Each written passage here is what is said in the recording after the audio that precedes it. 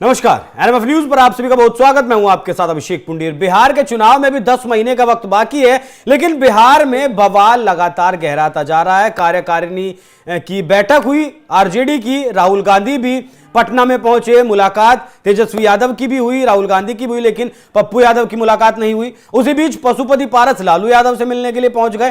तो इतना कुछ घालमेल बिहार की राजनीति में चल रहा है मौजूदा वक्त में कि आने वाले चुनाव तक क्या कुछ होगा वो समझना बहुत मुश्किल है। इसी मुश्किल काम को समझने के लिए मेरे साथ मौजूद हैं बिहार की राजनीति को नस नस से जानने वाले हमारे वरिष्ठ सहयोगी पंकज प्रसून सर। बहुत बहुत स्वागत।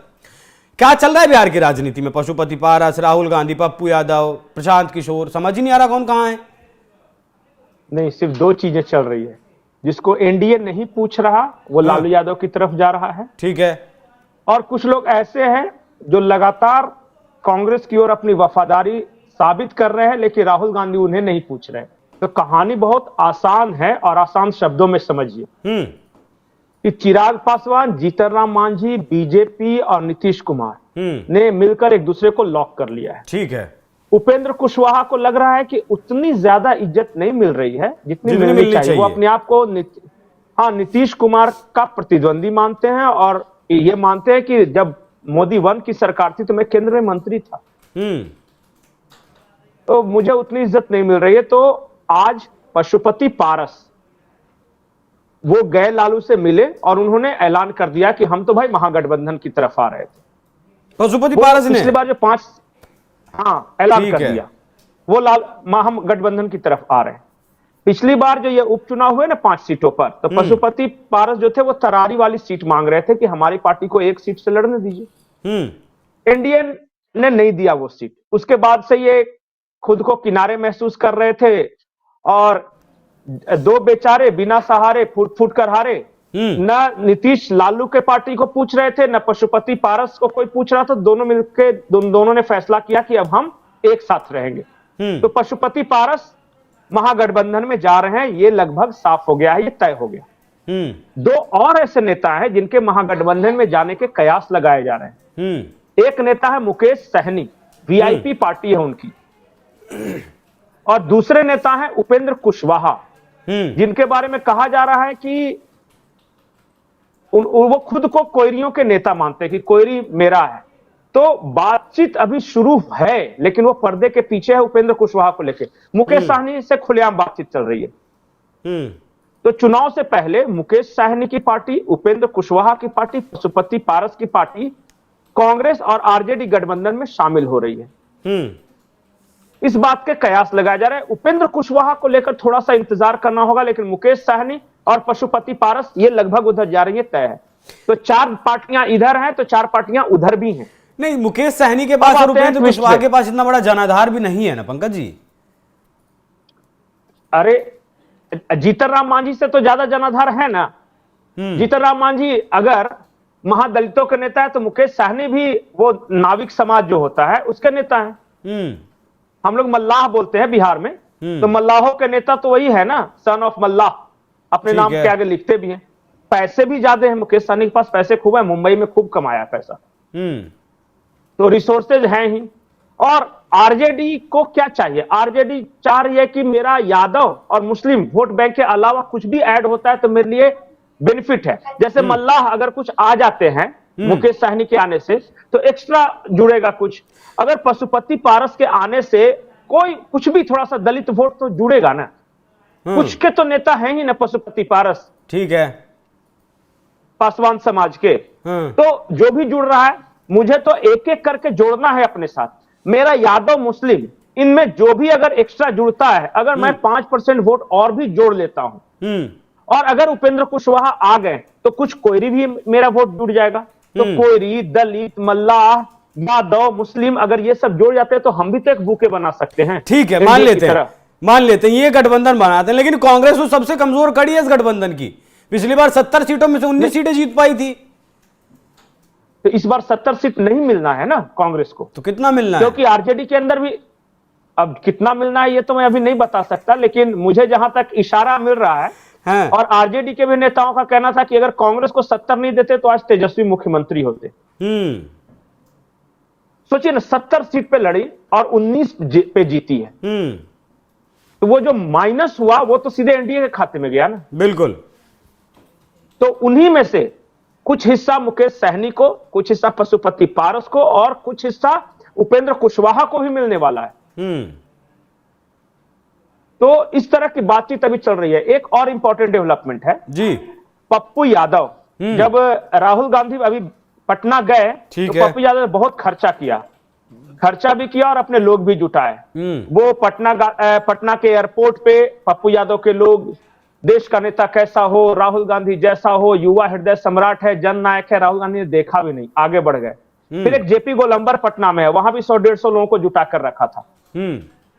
वो ताकत दिखाना चाहते थे और राहुल गांधी से मिलना चाहते थे। पप्पू यादव ने राहुल गांधी से मिलने की बहुत कोशिश की। इवन जिस होटल में, मौर्या लोक होटल में राहुल गांधी ठहरे हुए थे, वहां एक कमरा भी बुक करा के रखा था कि उसी होटल में रहेंगे तब राहुल गांधी से मुलाकात हो जाएगी।